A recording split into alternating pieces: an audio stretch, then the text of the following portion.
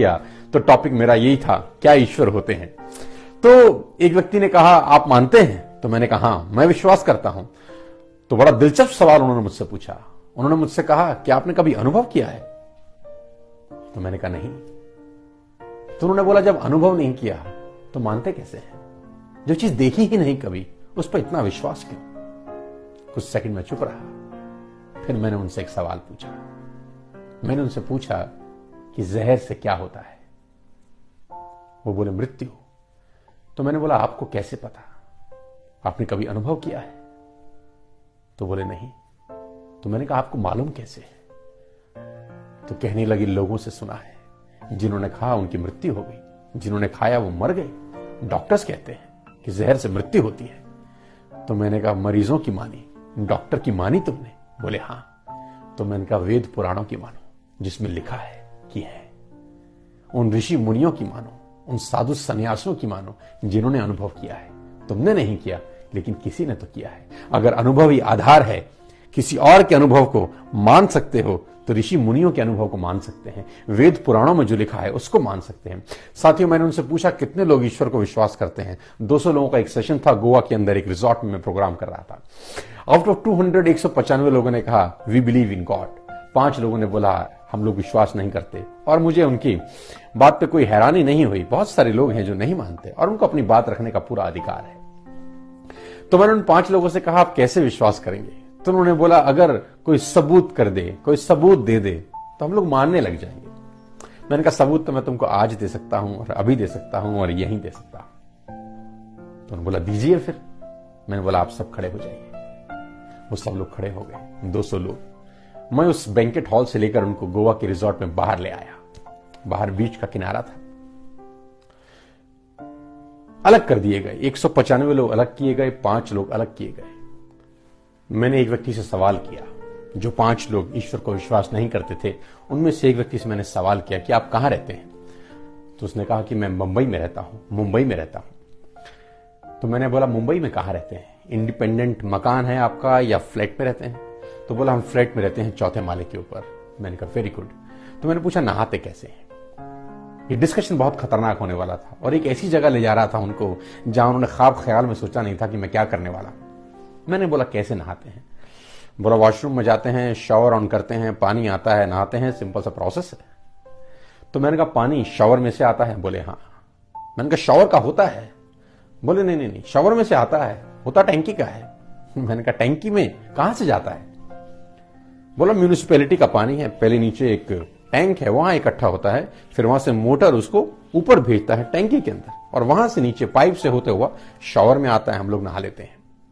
तो मैंने कहा पहले नीचे इकट्ठा होता है? बोले हाँ। बोला फिर मोटर उसको ऊपर चढ़ाता है? तो बोले हाँ। तो मैंने बोला मोटर का जरूरत क्यों है?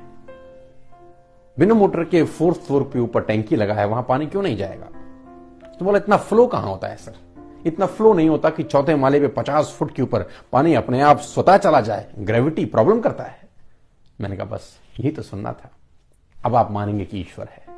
तो बोले सर इन बातों का ईश्वर के होने ना होने से क्या फर्क पड़ता है, पता कैसे चलता है?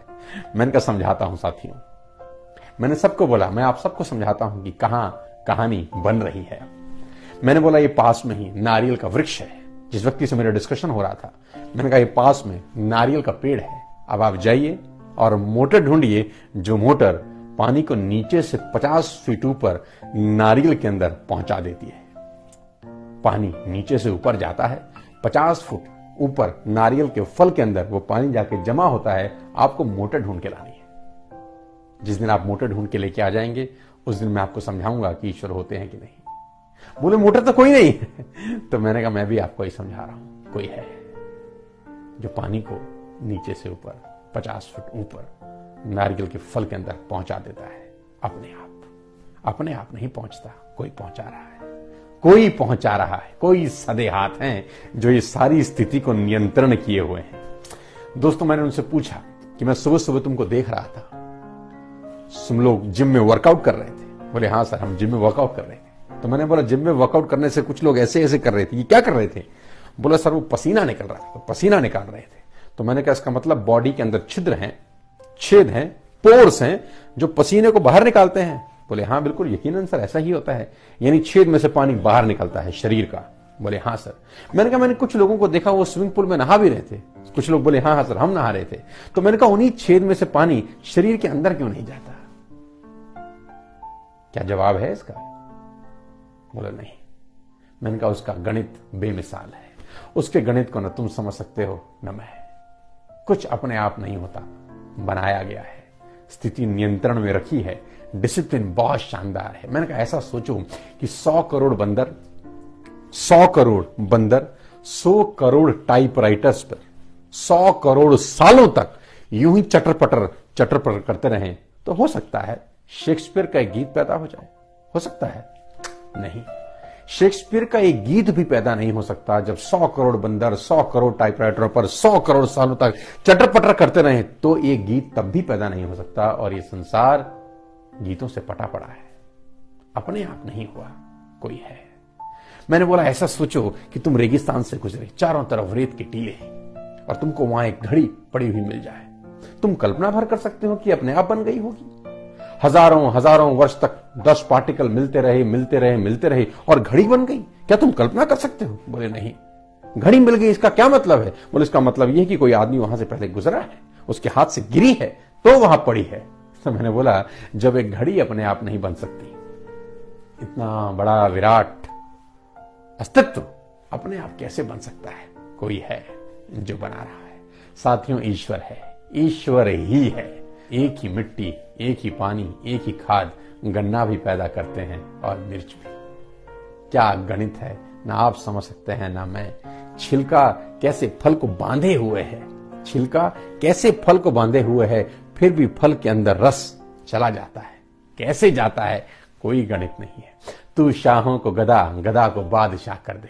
साथियों तू शाहों को गदा, गदा को बादशाह कर दे। घटाने और बढ़ाने में तेरा इशारा काफी है। वही है, वही है, वही है। धन्यवाद।